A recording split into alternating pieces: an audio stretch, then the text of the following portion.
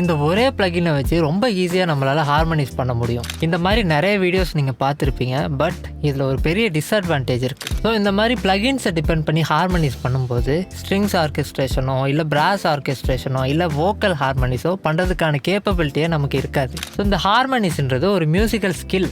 இதை நீங்கள் பிளகின்ஸை யூஸ் பண்ணி பண்ணுறதை விட நீங்கள் கற்றுட்டு பண்ணுறது உங்கள் கெரியருக்கு ரொம்ப யூஸ்ஃபுல்லாக இருக்கும். ஸோ இந்த வீடியோவில் இந்த ஹார்மனிஸ் எப்படி பண்ணுறதுன்னு ரொம்ப சிம்பிளாக பார்க்கலாம். For more guidance in sound engineering and music production do follow to RM School of Sound and Music. So இந்த ஹார்மனிஸை பற்றி ஈஸியாக புரிஞ்சுக்கிறதுக்கு நமக்கு ஸ்கேல்ஸ் அண்ட் கார்ட்ஸ் பற்றின நாலேஜ் ஓரளவுக்கு இருக்கணும். ஸோ ஃபர்ஸ்ட் ஆஃப் ஆல் ஹார்மனிஸ்னால் என்னென்னா 2 or more melodies playing together at the same time that accompanies the main melody. So இந்த ஹார்மனிஸை எக்ஸ்பிளைன் பண்ணுறதுக்கு நான் A- ஸ்கேல் எடுத்துக்கிறேன். So the most simplest harmony is third note harmony. அது எப்படி பண்ணுறதுனா நம்ம எந்த நோட் ப்ளே பண்ணுறோமோ அதோட தேர்ட் நோட்டை சேர்த்து ப்ளே பண்ணும்போது அது வந்து தேர்ட் நோட் ஹார்மனியாக கன்சிடர் பண்ணுவோம். ஸோ ஃபார் எக்ஸாம்பிள் உங்களோட மெலடியில் எங்கெல்லாம் ஏ இருக்கோ அங்கெல்லாம் அதோட தேர்ட் நோட்டான சியை நம்ம ப்ளே பண்ணுவோம்.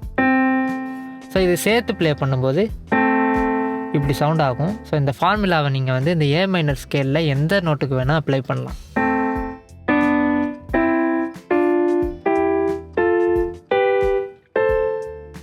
So the next simplest harmony is 5th harmony. இது ஒன்றும் இல்லை, முன்னாடி பார்த்த மாதிரியே தான். பட் தேர்ட் நோட்டுக்கு பதிலாக 5th நோட்டு ப்ளே பண்ணுவோம். அதாவது எங்கெல்லாம் ஏ ப்ளே பண்ணுறோமோ அங்கெல்லாம் இ ப்ளே பண்ணுவோம்.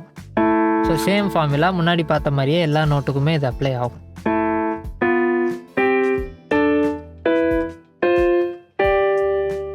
ஸோ இந்த தேர்ட் நோட் ஹார்மனியும் 5th நோட் ஹார்மனியும் சேர்த்து ப்ளே பண்ணும்போது தான் அது கார்டுன்னு சொல்லுவாங்க. ஸோ நான் ப்ளே பண்ணி காட்டுறேன்.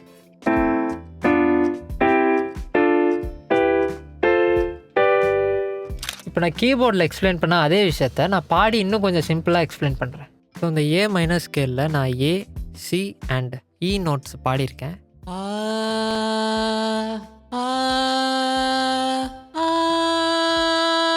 ஸோ இப்போது third note harmony A and C together. So again 5th note ஹார்மனியை சேர்த்து A, C, E டுகெதர்.